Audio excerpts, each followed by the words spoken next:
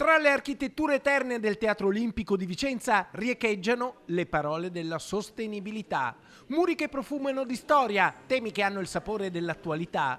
Andrea Ferrazzi è l'autore di un libro che con rigore scientifico non fa concessioni né all'allarmismo apocalittico né al negazionismo qualunquista. Questo libro prende il toro per le corna, racconta le fake news, le smaschera e spiega perché sono delle balle colossali raccontate ad arte, dietro le quali ci sono interessi concreti. Pensieri e parole di Andrea Ferrazzi, ispiratore della modifica della Costituzione italiana, con una riforma che pone la tutela dell'ambiente tra i principi fondamentali del nostro ordinamento.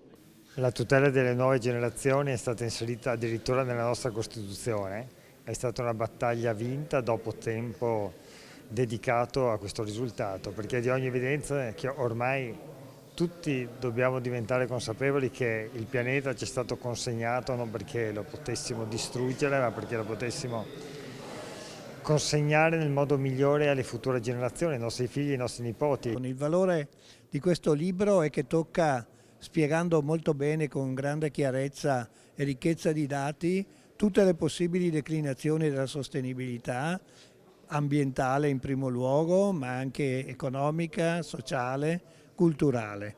Un libro che guarda al futuro, sì, perché nell'ottica di un'ecologia integrale tutto è in relazione, ambiente, economia, costi sociali.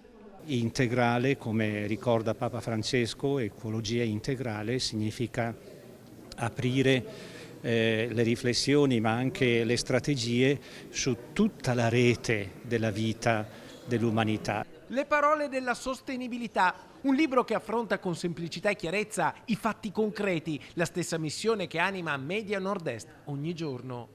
La tempesta Vaia e lo scioglimento dei ghiacciai, il caro bollette e la crisi energetica, il consumo di suolo e le trasformazioni urbane, temi di grande attualità con ricadute che toccano tutti e non risparmiano nessuno. Ma il futuro è nelle nostre mani, un messaggio di speranza, quello lanciato dal libro, edito da Marietti 1820, realizzato in collaborazione con Media Nord-Est, dove vanno in onda i venerdì della sostenibilità, l'appuntamento di Ecovisioni.